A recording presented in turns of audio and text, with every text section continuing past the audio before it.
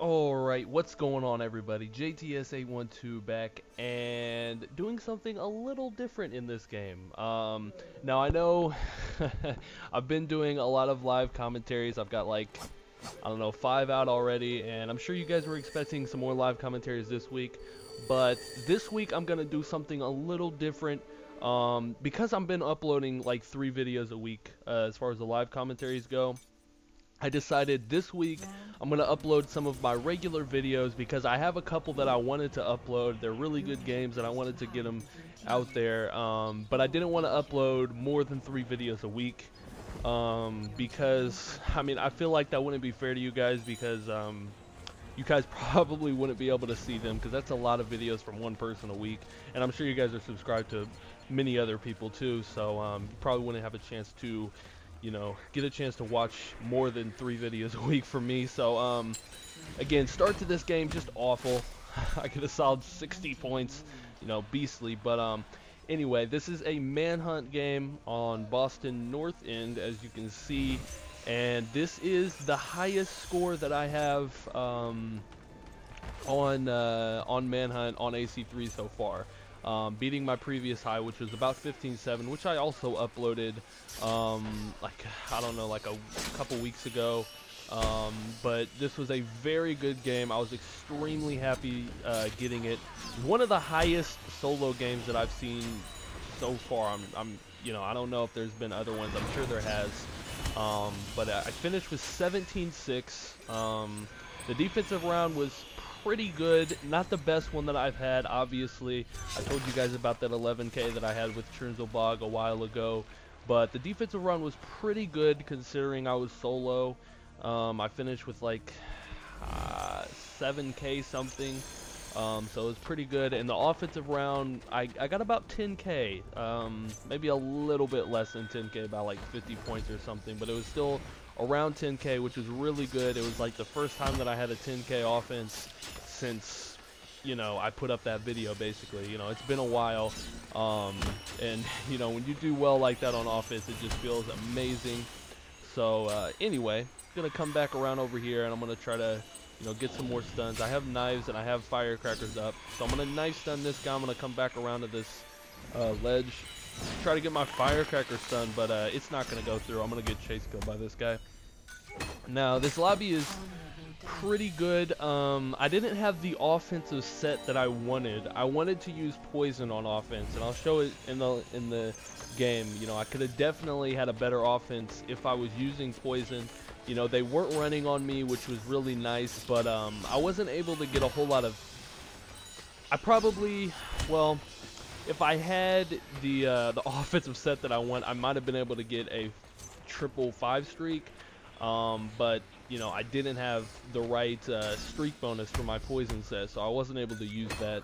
And there I tried to get a corner stun. I wasn't sure which side. By the time I knew that he was coming to that side, it was already too late. I had abilities, but I didn't want to use a smoke bomb on just one person.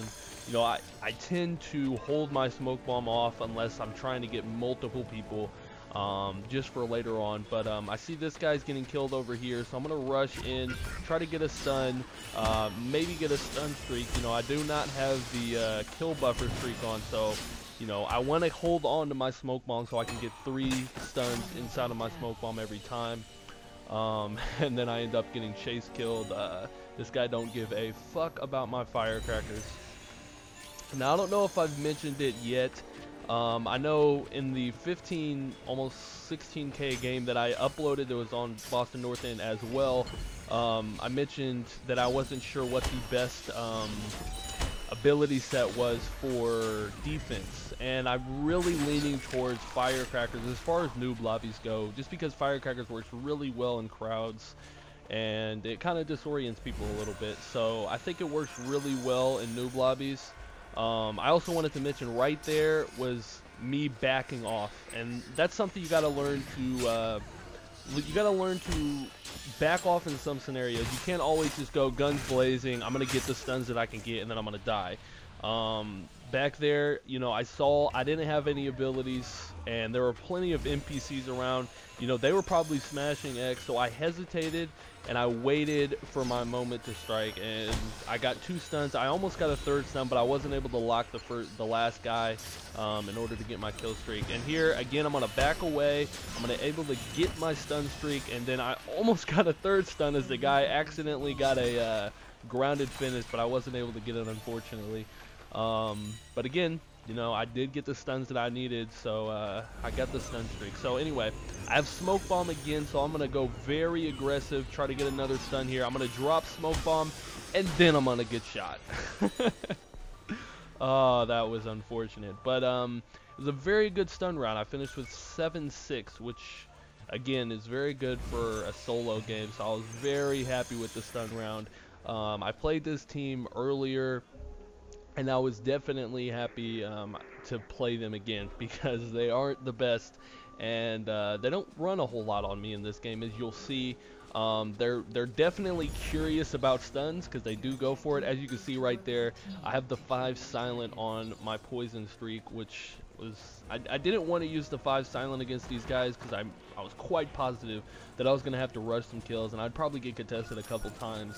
But I still wanted to use the poison, and unfortunately I didn't have time to change it. I mean, you saw in the beginning of the game I was trying to change the set right off the bat, and I don't know what the fuck this guy is doing. Immediately takes me up to the rooftop, and this guy gets taken stunned, unfortunately, and I don't pick up the silent. But I dropped the firecrackers there. He runs away. I'm not going to help my teammate up in that scenario, just because I was kind of worried that I would have been stunned. But anyway, I'm going to make my way back over here where there's 2 targets. My teammates are nowhere to be found, which is good and bad. You know, I'm running the risk of getting stunned inside of kill animation here, but I'm able to get the double silent, and then I get stunned by D Nico, or whatever the fuck that dude's name is, which kind of sucks, but it's also good because I'm able to get up and pick up another silent on this guy, and because my silent animation was so quick, I'm able to get the double kill.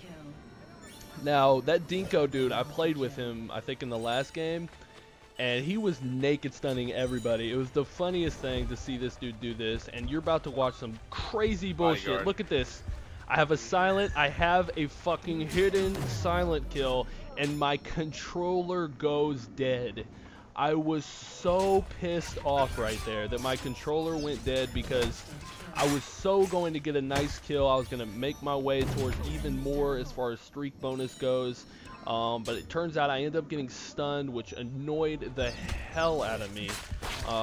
But, you know, so annoying. But I'm able to get up. I get the extreme variety, so I get a pretty decent kill out of that whole scenario, which I was happy with. But I was extremely annoyed. It definitely could have been a better scenario for me. But I'm going to come back in. I'm going to get a hidden bonus, and I'm going to make my way to some more targets.